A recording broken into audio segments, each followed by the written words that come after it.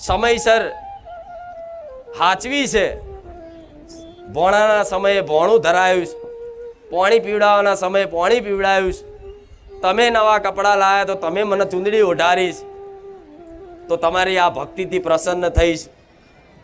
મારા દીકરાઓ મારી વસ્તીને કીધું કે કદાચ જો મારી કૃપા આનાથી વિશેષ જોવી હોય,